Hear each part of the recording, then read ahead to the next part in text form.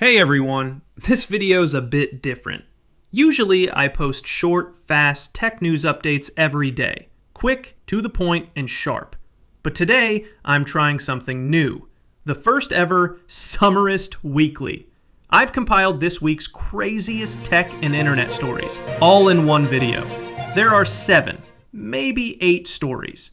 Let's see how this goes. So hackers called Radiant have attacked keto nurseries in the UK, which are childcare centers for young children, stealing private data and photos of thousands of kids and staff. They've already posted 20 children's profiles online and exposed employee information, including addresses and national insurance numbers. Some parents even received threatening calls, with hackers demanding a ransom to stop more data being released. Former UK cyber chief Kieran Martin called it absolutely horrible, but reassured that the risk of physical harm to children is very low. Hedo says the breach came through the software family, which confirms its own systems were not compromised.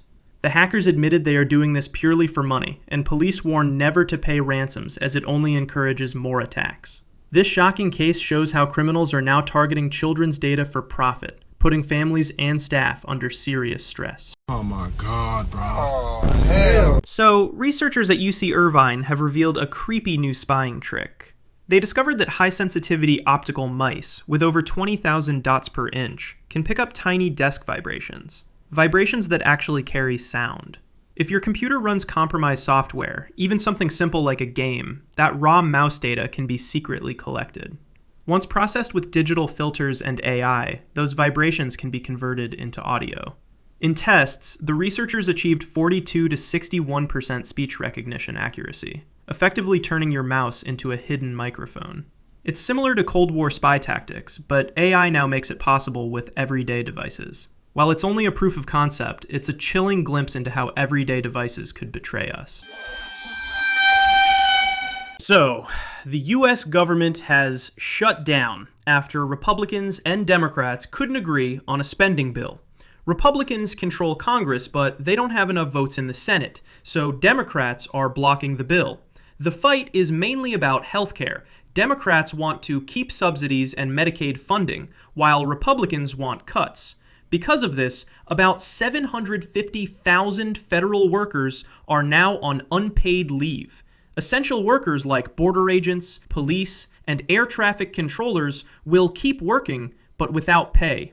Services such as national parks, museums, passport processing, and medical research will be slowed or stopped. Travel delays are also expected. What makes this shutdown different is Trump's stance. His team is fine with keeping the government closed and even suggested using it to permanently cut non-essential workers. The last shutdown in 2018 lasted 35 days, the longest in US history. If this one drags on, it could hit the economy even harder. So, YouTube has agreed to pay $24.5 million to settle a lawsuit from Donald Trump. This came after his account was suspended following the January 6th Capitol attack. Alphabet, YouTube's parent company, is the latest tech giant to settle. Meta already paid $25 million, and X, formerly Twitter, settled for $10 million. Trump claimed these platforms unfairly censored conservatives, but the companies argued his posts risked inciting more violence. As part of the deal, $22 million will go to the Trust for the National Mall, funding a new White House ballroom. Another $2.5 million will be shared with groups like the American Conservative Union. Trump's accounts on YouTube, Facebook, and X have since been reinstated. Oh my God, bro. Oh, hell. So, one of the biggest names in gaming, Electronic Arts, is being sold in a $55 billion deal.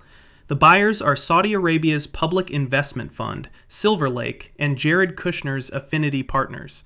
Electronic Arts is behind some of the most famous games ever, including Electronic Arts Football Club, The Sims, Mass Effect, Madden, and Battlefield.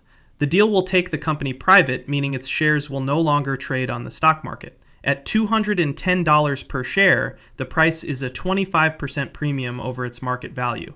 It is the second biggest gaming takeover ever, just after Microsoft's purchase of Activision Blizzard. But the deal leaves $20 billion in debt, which could pressure the company to cut jobs or reduce new games, relying heavily on big titles to cover costs. Chief Executive Andrew Wilson will stay in charge, calling the sale a recognition of the company's legacy.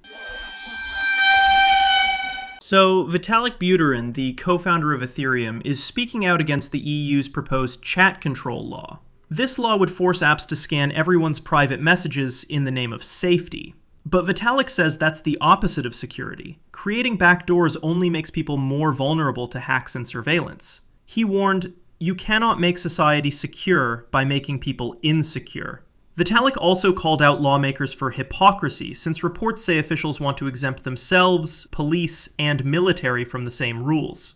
At the moment, 15 EU countries back the plan, but Germany holds the deciding vote.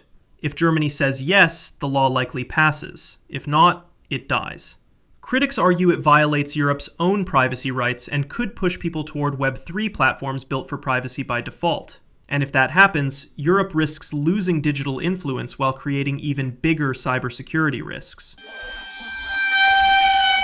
So, Reddit's stock just dropped 12%, adding to its rocky week.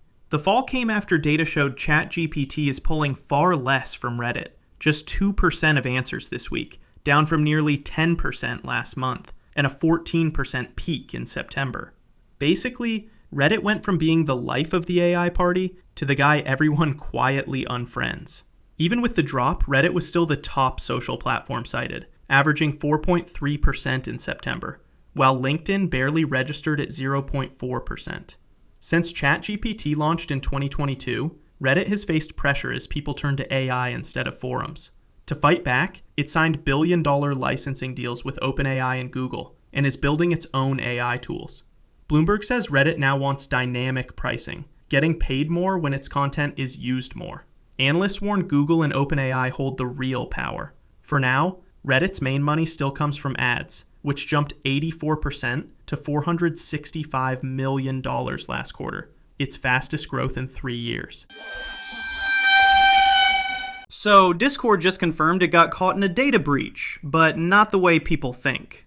The platform itself wasn't hacked. Instead, one of its third-party customer service providers was compromised around September 20th, and that's how hackers got in.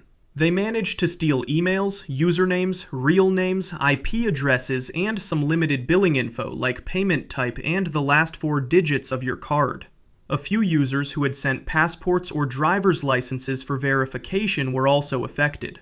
The hackers tried to ransom the data, but Discord acted fast. They cut off the breached provider, brought in law enforcement, and started investigating. The good news is, no passwords, home addresses, or private DMs were exposed. Only support messages were accessed. If you're affected, you'll get an email from noreply@discord.com explaining what was leaked. It's a controlled breach, but definitely a privacy wake-up call for everyone.